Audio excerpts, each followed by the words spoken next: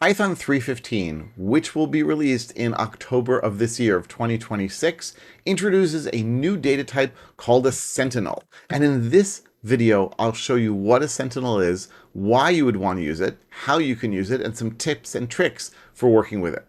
So first of all, let's give you an example of where you'd want to use a sentinel, and I will just add that Sentinel is a new built-in. So it not only will come with Python 3.15, but it also doesn't require you to import anything. It will be there available from the get-go, no special anything. So let's say I say here D equals A10, B20, C30, and D none. Okay, great. So I now have a dictionary with 4 key value pairs. And I say now D of A. And D of A, of course, returns 10. I say D of D, and I get, well, none. It's not printing out anything because it's Jupyter here, but we can see that it's none. What if I say here something like print D of X? And the answer is, of course, I get a key error. I get an error because, well, the key does not exist.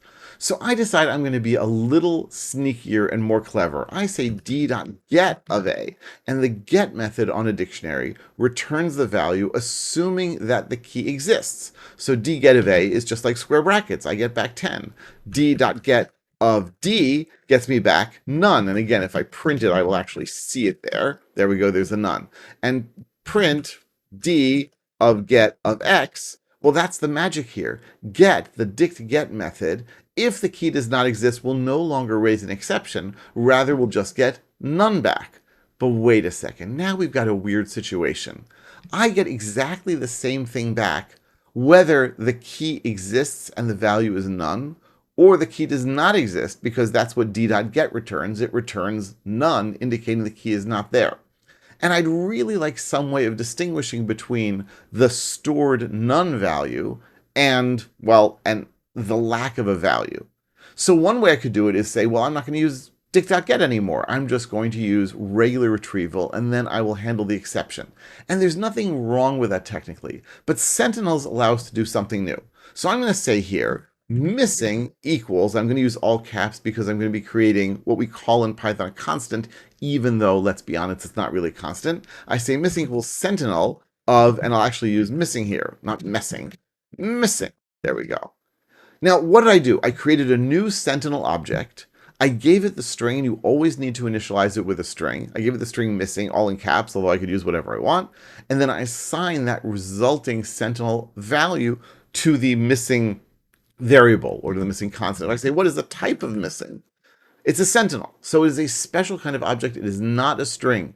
We can distinguish between it and other things. And now if I say d.get of A, comma missing, what does this mean? It means give me the value for key A unless it's not defined, in which case give me missing.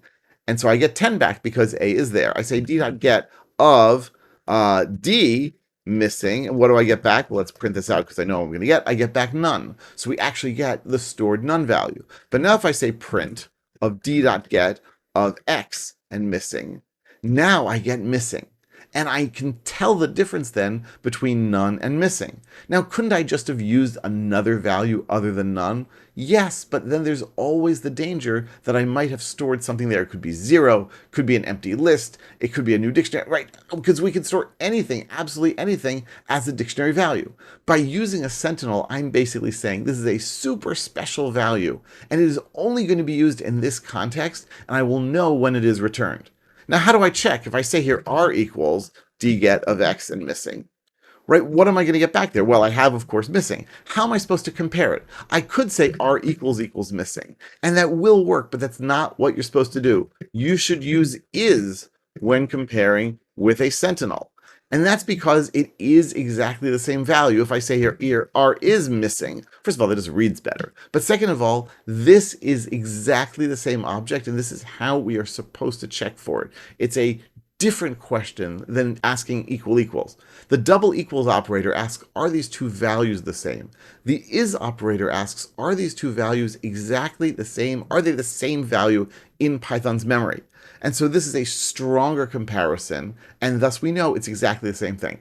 Now, if you've used languages like Ruby or Lisp before, this might remind you of a symbol. And there is some similarity there, symbolarity, I guess you could say, but it's not the same. Because what if I were to say M2 equals, and I say here a sentinel of missing, exactly the same string as before? Well, I can then say is missing equal to M2? No. We can try the stronger one, which of course will be no better, is M2, and the answer is no. Every time you create a new sentinel, it doesn't matter what string you gave it, you are getting a new sentinel object that is distinct and will not be equal to other sentinels, even again, if they were initialized and created with the same string. In this way, they are quite different from strings. Also, it means you don't want to be constantly creating or recreating the same sentinel. You do want to assign it to a variable and then compare it in that way. So you can think of a sentinel as allowing us to distinguish between none and any other value. It gives us like a third option, more or less, that we can treat in whatever way we want and handle however we want. Also, it's sort of lighter weight and has a slightly different take on it than exception handling. So if you really want, you can still raise exceptions and so forth. There's nothing wrong with this. This says basically, hey, there was nothing there, or there was a difference there, and I don't want to go so far as to raise an exception, but if I were to return none, then I might confuse you. Now, the one last thing I want to show you about sentinels here is if I say S1 equals sentinel, and I'll say A, and S2 equals sentinel of A, again, these are not the same sentinel. They are, S1 is, S2 is going to be false.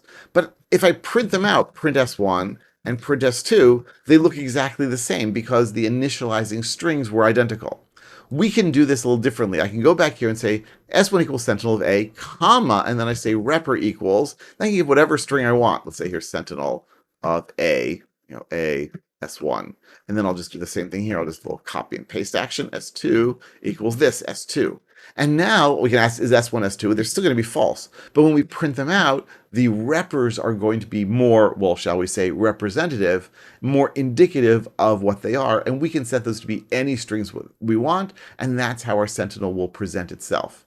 I must say, it took me a while to understand why sentinels are interesting and exciting new additions to Python 3.15, but I think you see here, yeah, there's some pretty good use cases, and I'm sure that you can think of much better ones than I presented here. I'd love to see what you have to say in the comments. Please let me know what other questions you have about Sentinels, Python 3.15 in general. I'm doing a whole playlist of Python 3.15 topics, so let me know what you want to learn, and I'll be back real soon with lots more on Python and pandas and everything in between. I will see you then.